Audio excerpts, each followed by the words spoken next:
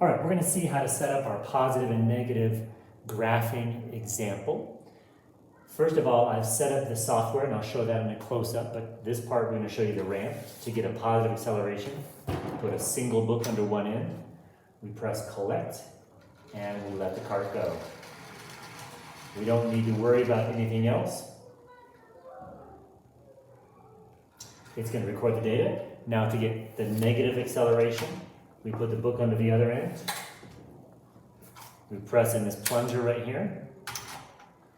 We press collect, and we launch.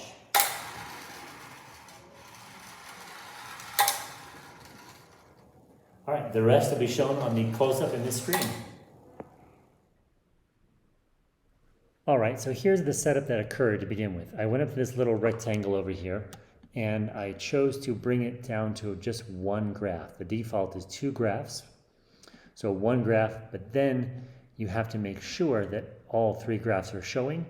And what makes your data nice and clear is if we all use green for the position graph, blue for velocity, and then red for acceleration. So we want all 3 of those displayed, so all 3 of those are turned on. And our job is to find 1 to 1.5 seconds where the action that we want to highlight is occurring. So between here and here, I can tell that the acceleration is steady. The velocity graph here in blue is slowly decreasing, and my position graph has a very slight curve to it.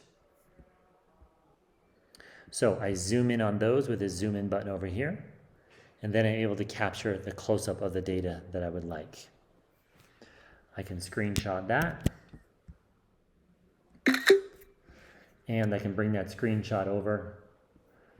I need to add my name to it.